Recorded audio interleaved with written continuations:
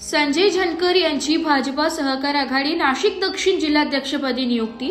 भारतीय जनता पार्टीच्या सहकार आघाडी नाशिक दक्षिण जिल्हाध्यक्षपदी संजय झनकर यांची नियुक्ती करण्यात आली असून त्यांच्या निवडीचे सर्वत्र अभिनंदन होत आहे। वरिष्ठांनी दाखविलेल्या विश्वासाबद्दल संजय झनकर यांनी मनपूर्वक आभार मानले।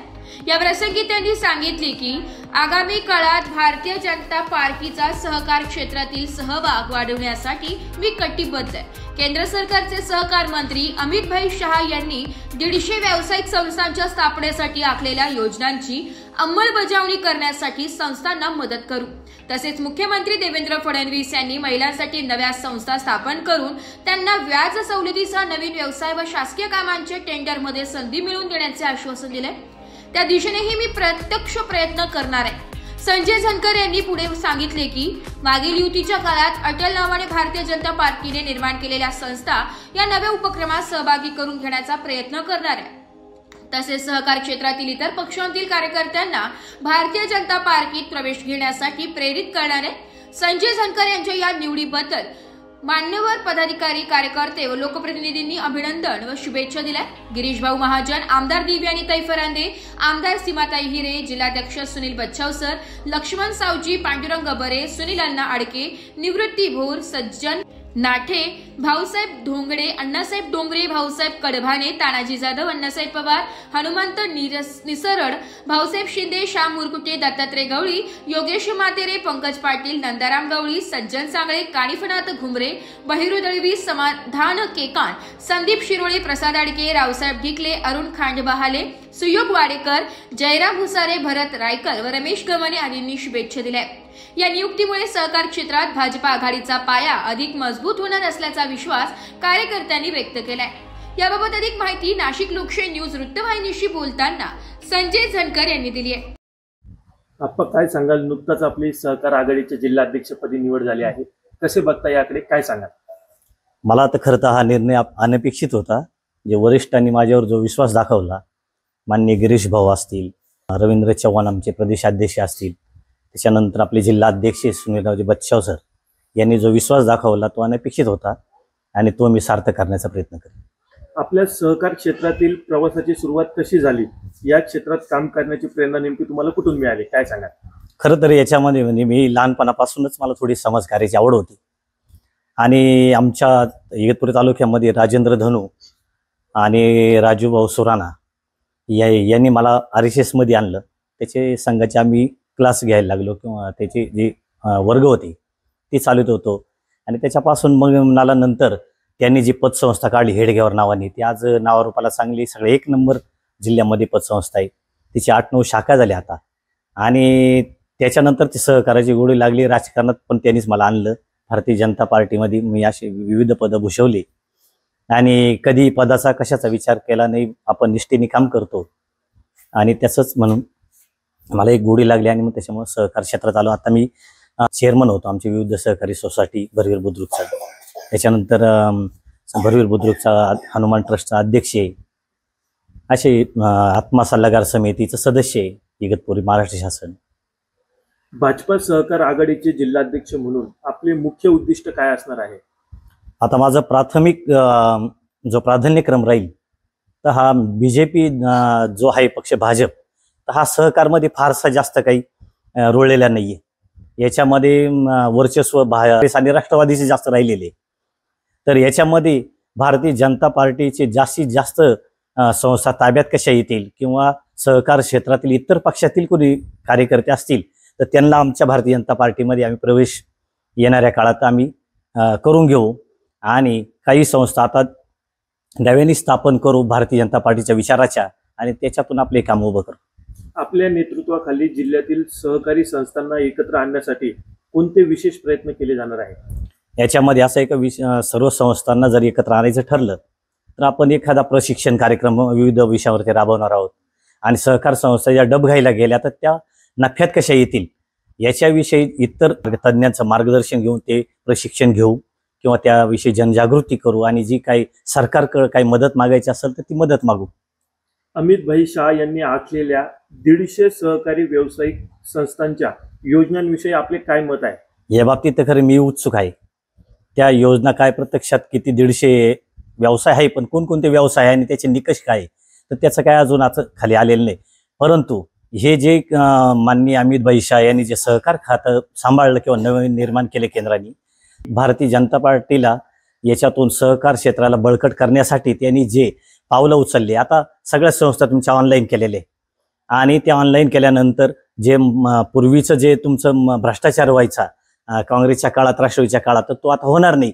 प्रत्येक गोष्टही तुम्हाला ऑनलाईन दाखवावं लागणार आहे. आणि ह्या जे येणाऱ्या भविष्यात ज्या केंद्राच्या योजना असतील किंवा आपल्या राज्याच्या योजना असतील, तर त्या सगळ्या आपल्या संस्थेपर्यंत पोहोचवण्याचं काम किंवा त्यांना मदत काय लागेल ती करण्याचं काम करेल. महिलांना सहकार क्षेत्रात सक्रिय सहभाग घेण्यासाठी कोणते विशेष कार्यक्रम राबवणार आहात? महिलांसाठी आम्ही आता चित्राताई वाघ ह्या ज्या काम करतात प्रदेशावर, तर त्यांच्या नेतृत्वात आम्ही मेळावे घेऊ. ज्या काही योजना आता मुख्यमंत्री लाडकी बहीण योजना देवाभावनी जी काढली, तर त्याच्यामध्ये त्यांनी जाहीर केलं का जे सहकारी संस्था किंवा गट जे असतील तर महिलांचे, ते त्यांना आम्ही आता येणाऱ्या काळामध्ये सरकारी कामाचे टेंडर देऊ, त्याच्यानंतर बिनव्याजी कर्ज देऊ, नवीन काही व्यवसाय उभा करायचा असेल त्याच्यासाठी मदत करू. तर ते सगळे व्यवसाय करण्यासाठी, नवीन संस्था स्थापन करण्यासाठी आम्ही सगळी मदत करू आणि जास्तीत जास्त महिलांच्या सक्षमीकरणासाठी प्रयत्न करू. नाशिक जिल्ह्यातील सहकारी संस्था सध्या कोणत्या प्रमुख समस्यांना सामोरे जात आहे असे आपणास वाटते? आता नाशिक जिल्ह्यामध्ये असं तुम्ही शेजारी जिल्हे बघा, नगर जिल्हा आहे, अकोला जिल्हा आहे, याच्यामध्ये सहकार क्षेत्रात किती पुढे आहे. आपला नाशिक जिल्हा का मागे आहे? तर याला काय, जे प्रस्थापित लोक आहेत ते कायम निवडून येतात, पैशाच्या जोरावर भ्रष्टाचार करतात, त्यांच्याशिवाय दुसरं कोणी सर्वसामान्य माणूस त्याच्या निवडून येत नाही आणि त्यामुळं त्यांच्यावाली जे करेल ती पूर्व दिशा राहते, त्याच्यामुळे भ्रष्टाचार करता येतो. आणि दुसरी गोष्ट जे का आपल्या नाशिक जिल्ह्याला किडे, सहकार क्षेत्रामध्ये जो आला तो भ्रष्टाचार करतो, चुकीच्या पद्धतीने कारभार करतो, त्याच्यामुळे ढबगाईच येतात. आणि हे मोडून काढण्यासाठी आपण त्याच्यावरती आता सरकारकडे मी एक मागणी करणार आहे का महायुतीच्या काळामध्ये GR सरकारने काढून प्रत्येक बाजार समितीवर 2 संचालक पाठवले होते सरकार नियुक्त. तर आघाडीचं सरकार आल्यानंतर त्यांनी तो GR रद्द केला.